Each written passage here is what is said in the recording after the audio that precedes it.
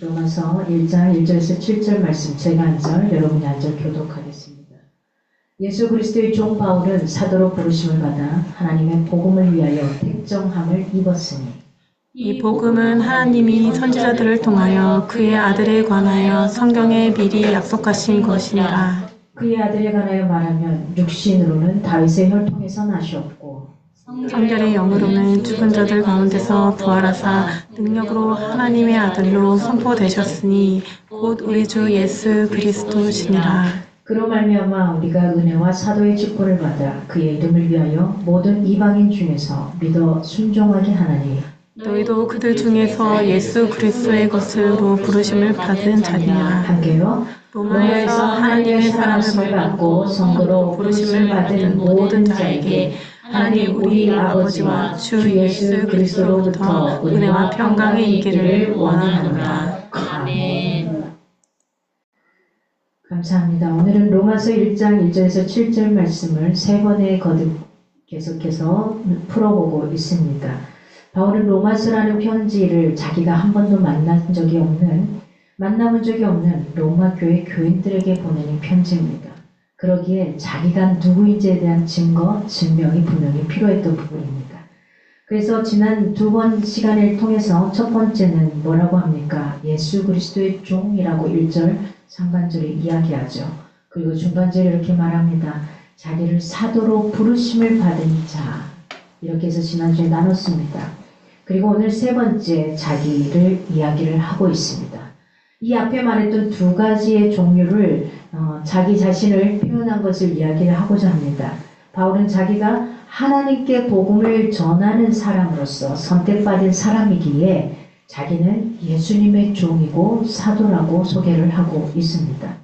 오늘 이와 반하여 바울은 세 번째 자기 소개에 자기를 소개하고 있습니다. 이 자기를 소개하고 있는 이 속에 들어있는 의미들 중에 이런 의미를 한 가지를 보고자 합니다. 바울의 인생을 사는 목적이 무엇일까? 여러분 살아가는 인생의 목적이 있을 줄 압니다. 목적이 없다고 하면은 그저 흘러가는 대로 살아가겠죠.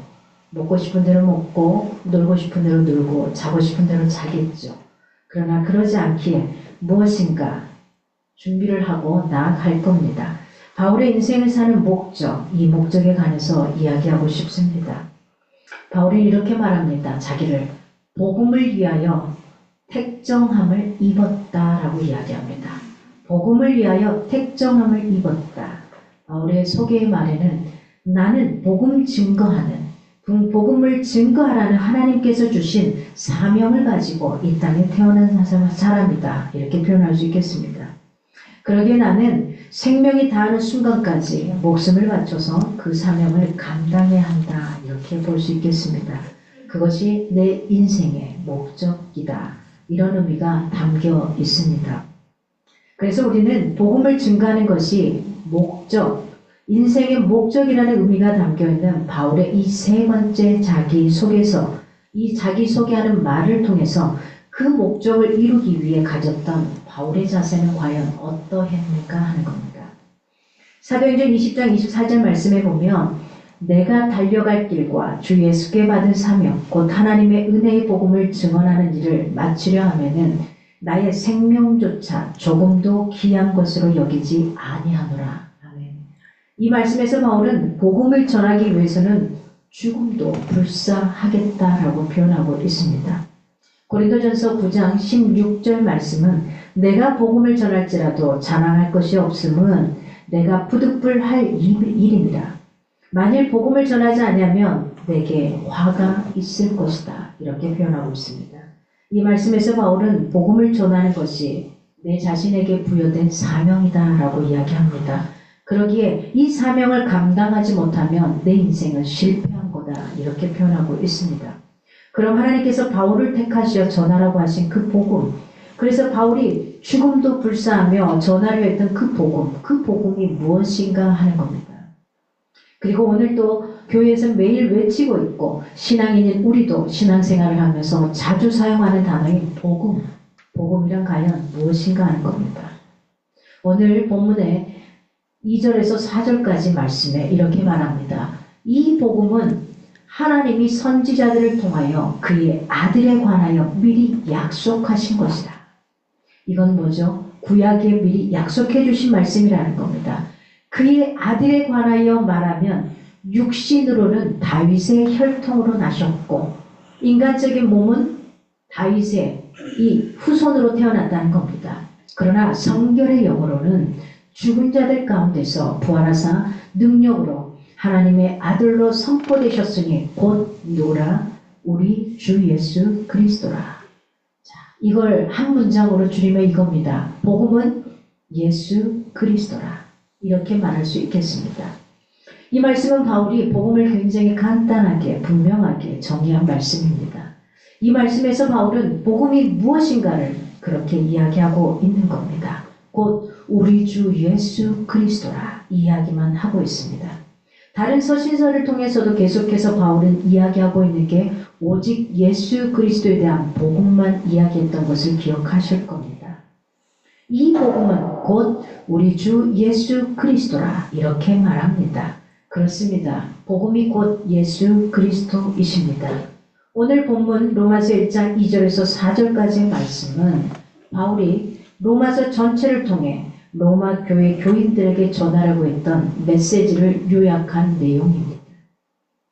이 요약한 내용을 크게 두 가지로 나눠보면 첫째는 예수님은 우리와 같은 인간이었고 인간의 죄에 대해 잘 아시는 분이었고 또 인간에게 죄의 결과가 얼마나 무서운가를 아는 분이었다는 겁니다.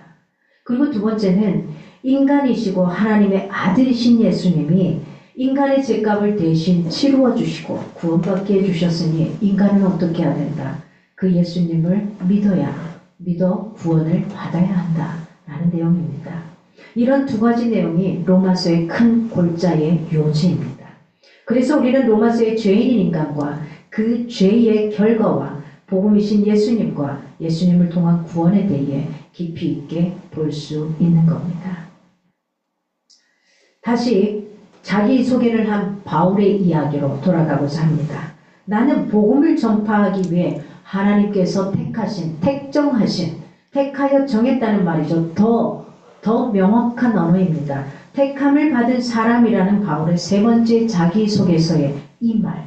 이것을 우리의 삶 가운데 가져온다면, 우리의 삶으로 한번 적용해 본다면, 인생의 목적과 관계에 있어서 어떠한 의미를 가지고 있는지 한번 보고자 합니다.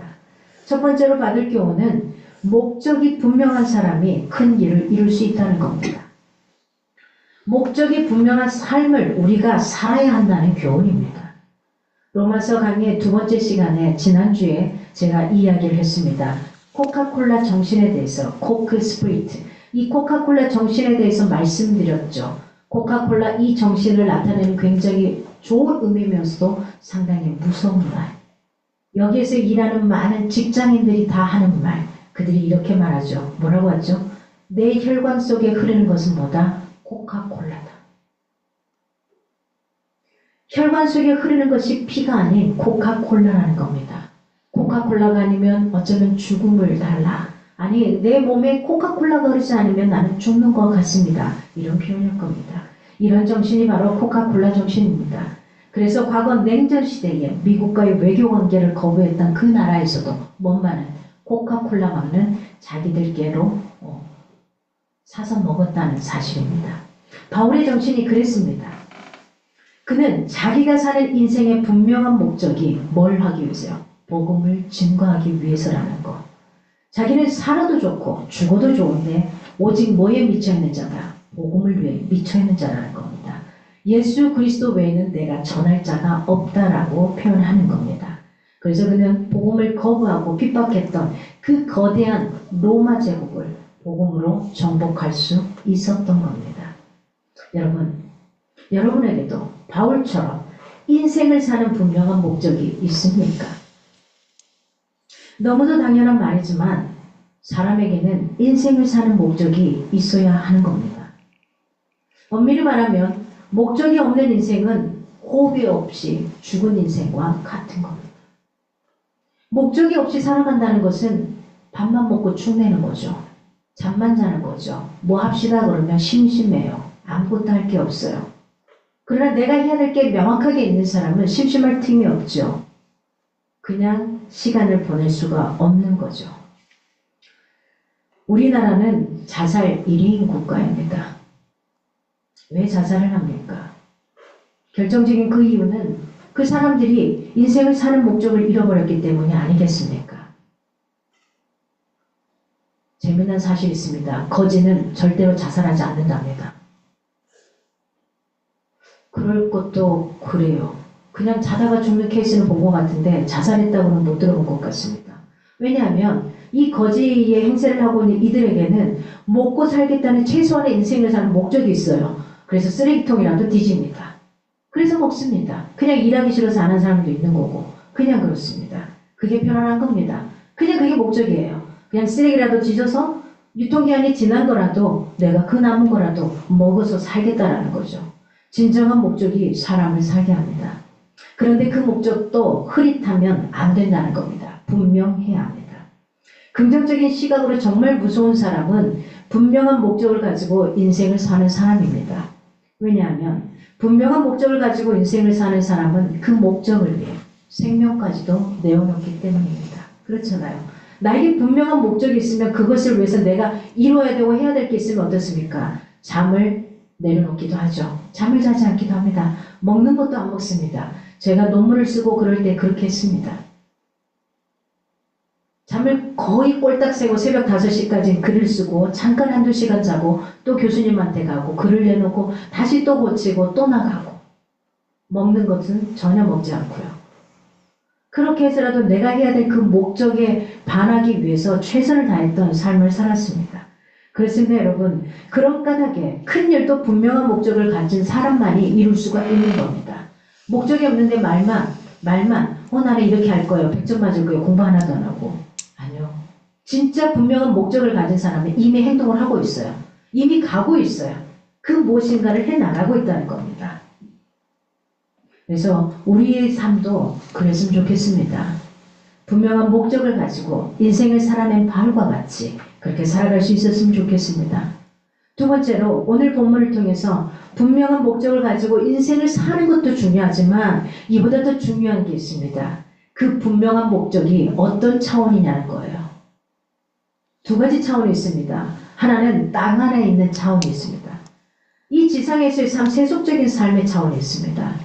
또 다른 하나는 하늘의 차원이 있습니다. 영원한 천국과 관계된 거룩한 차원이 있습니다. 물론 가진 목적이 땅 차원의 목적일지라도 그 목적을 가지고 열심히 인생길을 달려가는 사람은 가지고 있던 목적을 이루어 이 땅에서 성공을 이룰 수 있습니다. 그러나 그 성공은 어디까지나 땅에서의 성공입니다. 그래서 그 성공은 땅이 아닌 영원한 천국에서의 그 성공의 가치를 인정받을 수가 없게 된다는 겁니다. 물론 이 말은 이 땅에서의 성공을 추구하지 말라는 아닙니다. 해야죠. 이 땅에서도 여러분이 성공해야 합니다.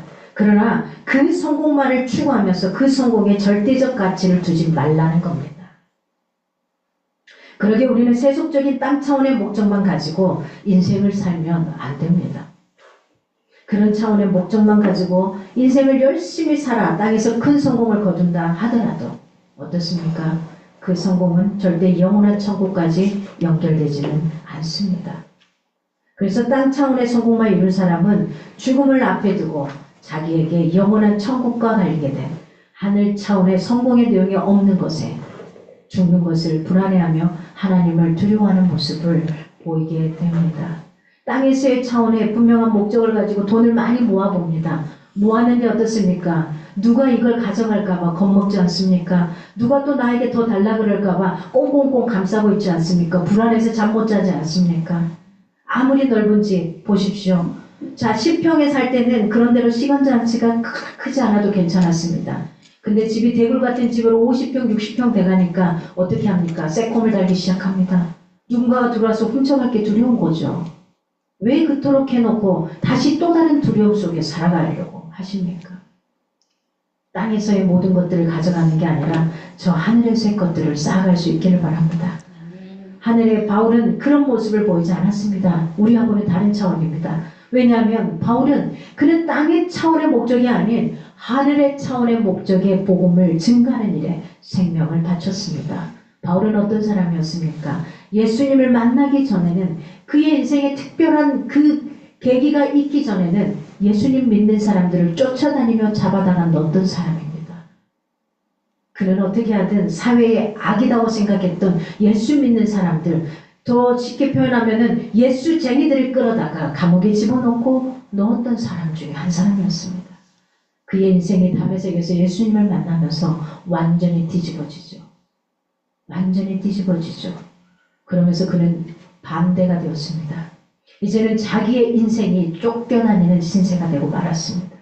그가 예수님을 만나고 아주 잘 풀려야 될 텐데 아주 잘 풀렸습니다. 거의 예수님을 만난 다음에 인생은 감옥에서 그리고 대부분은 쫓겨다니는 신세로 사람들에게 침뱉음과 돌맞음으로 거의 죽을 고비를 넘겨가는 이런 삶을 살았던 인생이었습니다.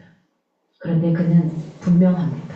삶의 목적이 복음을 증거하는 데 있기에 그는 그 어떤 누구 앞에서도 사회적으로 지위가 높은 사람 앞에서도 총리 앞에서도 겁먹지 않습니다.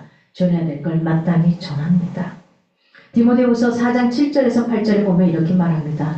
나는 선한 싸움을 싸우고 나의 달려갈 길을 마치고 믿음을 지켰으니 이제 후로는 나를 위하여 의의 면류관이 예비되었으므로 주 곧 의로우신 재판장이 그날에 내게 주실 것이다. 그래서 여러분에게 다시 한번 묻고 싶습니다. 여러분이 꼭 이루고 싶어하는 인생의 목적이 분명하게 있는지요? 있다면 여러분이 가지고 있는 그 목적의 차원이 어떤 차원인지요? 단순하게 돈을 많이 벌기 위한 것, 단순하게 내가 가방끈을 길게 하는데, 단순하게 내가 내 얼굴을 화려하고 이쁘게 꾸미는데, 아니면 키를 한 자라도 더 키우는데, 아니면 힘 있고 권력 있는 사람 내 주변에 두는 거요. 어떤 차원입니까? 땅의 차원입니까? 하늘의 차원입니까? 이 질문에 여러분이 자기가 지금 가지고 있는 그 목적이 땅의 차원이 아니기를 바랍니다. 많이 버시기 바랍니다. 여러분이 정말 잘 되기를 바랍니다. 화려하고 큰 집, 그 속에서 사십시오. 그리고 사업하는 모든 것들도 승승장구 올라가십시오. 그러나 그 위에 꼭대기는 누가요? 하나님이에요. 여러분의 회장으로, 여러분의 원장으로, 여러분의 사장으로 있기를 바랍니다. 그리고 나는 그 밑에서 하나님이 원하시는 대로 멋지게 만들어 가시고 많은 사람들을 살려내시고 많은 돈을 벌어서 많은 자들을 도와주시기를 바랍니다. 우리가 옹색하게 찌질하게 살지 않기를 바랍니다. 하나님은 우리가 멋지게 하늘의 차원의 이걸 가지고 땅에 있는 사람들에게 마음껏 펼치기를 원하시지 않나 싶습니다.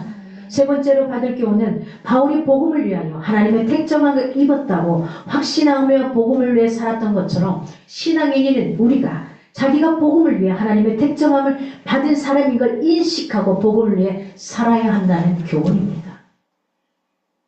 오늘 보면 로마서 1장 5절에 말합니다. 그로 말미암아 우리가 은혜와 사도의 직분을 받아 그의 이름을 위하여 모든 이방인 중에서 믿어 순종하게 하나니. 바울은 이 말씀에서 자기를 비롯한 복음 증거자들과 사도들이 하나님의 은혜와 직분을 받는 것은 그리고 예수님을 믿는 사람이 되어 하나님의 말씀에 순종하게 하는 것은 모두 다 예수님의 이름인 복음을 위해 살도록 하나님께서 은혜라는 직분을 주셨다라고 이야기합니다. 그러면 바울은 로마 교회 교인들에게 이렇게 말합니다. 6절 말씀에 너희도 그들 중에서 예수 그리스도의 것으로 부르심을 받은 자니라. 너희도 우리에게 이야기합니다. 여기 있는 너희들도 바로 예수 그리스도의 이름으로 부르심을 받은 자들이다. 왜 로마 교회 교인이 하나님의 은혜를 바울을 비롯한 사도들처럼 받았다고 말을 할 수 있겠습니까? 그리고 왜 로마 교회 교인들을 하나님께서 하나님을 모르던 세상 사람들 중에서 예수님의 것으로 부르셨다고 말할 수 있겠습니까? 바울은 그 이유도 바울을 비롯한 사도들과 같이 하나님께서 복음을 위해 그에게 은혜로 주셨고 그들을 예수님의 것으로 부르셨다고 그리하신 것이라고 말하고 있습니다. 그런데 바울이 로마 교회 교인들에게 한 이 6절 말씀을 오늘 우리에게 적용할 수 있어야 되겠습니다. 그래서 다시 한번 묻습니다. 여러분은 하나님께서 베풀어 주신 구원의 은혜를 받았습니까? 그리고 지금 여러분께서는 하나님께서 맡겨주신 그 직분이 있습니까? 그럼 왜 하나님께서 저와 여러분에게 구원의 은혜를 베푸셨고 그 직분을 맡기셨냐 하는 겁니다. 그 이유는 뭡니까? 우리 모두 다 우리를 통해서 세상의 복음을 전하기 위해서입니다. 예수님이 이 땅을 떠나시면서 저와 여러분에게 마지막으로 부탁하신 가장 절실하게 남기고 싶은 그 한마디가 뭐였습니까? 땅끝까지 이르러 복음을 증거하라는 거였습니다. 나만 믿고 가야 되는 게 아닙니다. 이번 한 주간은 고난 주간을 지나갈 겁니다. 주님의 아프심과 신배팀과 조롱, 그가 능력이 없어서 그 자리를 그냥 걸어가심이 아니라는 거, 이 속에서 이번 한 주간 동안 주님을 깊게 묵상할 수 있기 바랍니다. 그리고 다음 돌아오는 주일날 부활주일에 나의 신앙도 다시 리스타트, 다시 부흥하고 다시 부활하고 다시 일어나서 살아있는 생명의 주님을 다시 경험하고 갈 수 있는 그런 시간들이 되기를 바랍니다. 그래서 내 주변에 있는 사람들 중에 꼭 한번 교회 와봤으면 하는 사람, 온라인이든 어디든 상관없습니다. 그 영혼을 내가 안 된다고 생각하지 마시고 주님 앞에 맡기고 성령 하나님께 요청하고 그분을 이곳에 강권하여 모셔다가 함께 해볼 수 있는 시간들을 가져보기 원합니다. 그리고 이번 주 한 주간을 여러분이 지나면서 때로는 금식도 하시고 때로는 내가 먹는 커피를 하루에 2잔 마신다면 한 잔을 아끼고 한 잔만 마시고 내가 게임을 좋아하거나 핸드폰을 자주 보게 되고 유튜브를 보게 된다면 그 시간을 조금씩 줄여가면서 이번 한 주간은 주님의 고난에 같이 동참하면서 거기에서 필요한 그 물질들을 하나님 앞에 더 드려서 우리가 이번에 산불난 곳으로 이번 부활절 예물은 다 그쪽으로 이렇게 드리도록 하겠습니다.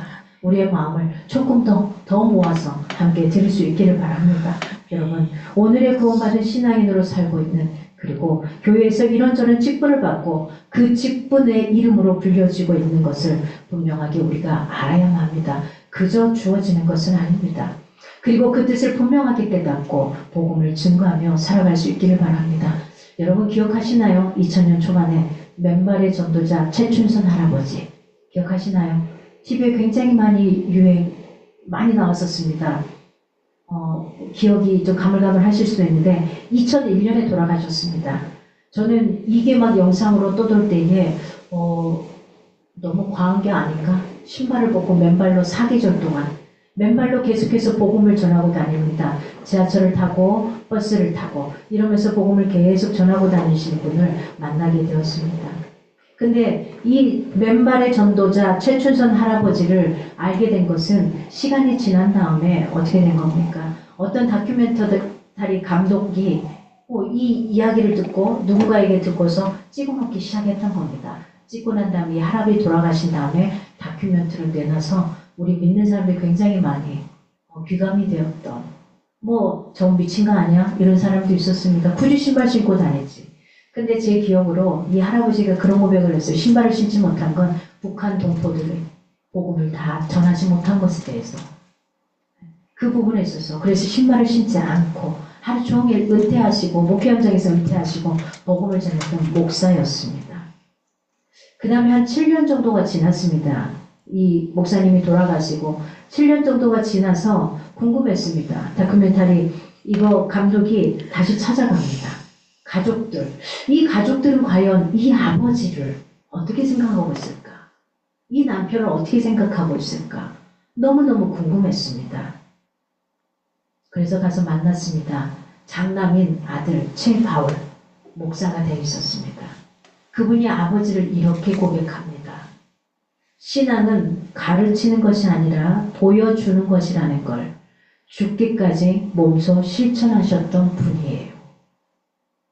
아버지를 이렇게 기억하고 사람들에게 이야기하고 있었습니다. 우리가 살아간다는 것은 말로 가르치는 게 아니라 몸으로, 행동으로 보여주는 겁니다. 바라기는 바울이 자기를 구원해 주시고 사도를 세워주신 하나님의 뜻이, 그리고 최춘선 할아버지가 자기를 구원해 주시고 복음 전도자로 세워주신 하나님의 뜻이 복음을 증거하기 위한 것이라는 분명하게 인식하면서 복음을 증거하며 사는 것을 인생의 분명한 목적으로 정하고 복음을 증거하는 일에 최선을 다했던 것처럼 이제 저와 여러분이 세상 가운데 그렇게 해야만 합니다. 그래서 오늘 저희들은 작은 몸짓에 걸음을 했습니다. 510세대가 되면 약 한 520개 했겠죠. 이 전체를 다 저희들이 할 수 있는 범위, 우리가 큰 교회가 아니기 때문에 특별 예물로 받아서 그걸로 이걸 만들어서 집집마다 여기 있는 세대마다 하나씩 문고리에 전도를 하기 시작했습니다. 그리고 저는 그렇게 기도했습니다. 하나님, 잃어버린 영혼, 다니다가 아파버린 영혼, 아픈데 어딘가 갈 곳이 없는 영혼, 힘에 겨운 영혼, 그 영혼이 있다면 하나님 보내주십시오. 우리의 작은 몸짓이 하나님이 위로하듯이 오늘 새로운 한 팀을 처음 모시는 영혼을 보게 된 것 같습니다. 네. 하나님이 위로를 주신 것 같아요. 전에 우리 성도들에게 분명히 말하지만 우리 교인을 만들 생각은 없습니다. 그 누구요? 하나님 나라의 백성을 만드는 게 우리의 해야 될 과업입니다. 그래서 때를 얻든지 못했든지 어느 장소에 있든지 복음을 전할 수 있기를 바랍니다. 우리는 살아있는 예수 그리스도가 돼야 돼요. 그래서 걸어다니는 그 몸짓이 될 수 있기를 바랍니다. 오늘 전체 내용을 마무리하고자 합니다. 저는 이 본문 말씀을 가지고 바울의 자기소개에 대한 말씀을 3번에 걸쳐서 이야기를 나눴습니다. 다시 한번 정리해 봅니다. 바울은 하나님 앞에서 자기가 누구인지를 분명하게 인식했습니다. 그리고 이야기했습니다. 그래서 로마 교회 교인들에게 나는 예수 그리스도의 종이다. 사도로 부르심을 받은 자이다. 복음을 전파하기 위해 택함을 받은 자라고 자기를 소개합니다. 그리고 그는 확실한 자기에 대한 인식과 복음 전파라는 분명한 인생의 목적을 가지고 그 거대한 로마 제국에 도전장을 던졌습니다. 250년이 지난 후 그가 전한 복음으로 로마 제국은 무너졌습니다. 이 한 사람의 아이덴티티, 자기의 정체성의 명확함으로 인해서 지금 저와 여러분이 복음을 듣고 있는 거거든요. 그러기에 우리는 이런 바울의 자기소개 말씀 앞에 이제 여러분 자신에게 물을 수 있어야 되겠습니다. 나는 과연 누구인가? 밥만 축내고 있는 사람인가? 누군가를 괴롭히는 사람인가? 나는 누구인가 하는 거예요. 나는 누구인가? 이 질문은 세상적인 질문이 아닌 신앙적인 질문입니다. 나는 누구인가?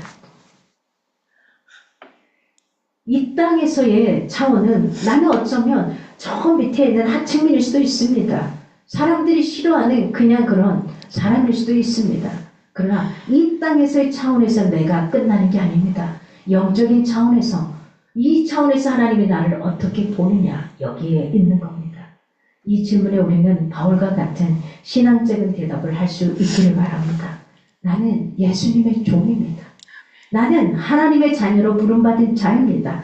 나는 복음을 전할 사명을 위해 하나님께 택함받은 자입니다. 이런 자기에 대한 고백이 신앙인이 하늘 차원의 분명한 인생의 목적을 가질 수 있는 겁니다. 여러분, 기도하기는 바울과 같이 내가 누구인가를 신앙적 내용으로 확실하게 고백하는 분들이 되어서, 그리고 이게 인생의 목적이 하늘 차원의 목적인 복음을 위한 것이 되어서 복음 증거의 사명을 잘 감당하는 저와 여러분이 되기를 기도합니다. 아멘. 여러분은 과연 누구입니까? 누구이기를 원합니까? 어떤 인생의 목적을 가지고 살아가십니까? 이 시간 저희들 함께 한번 기도하겠습니다.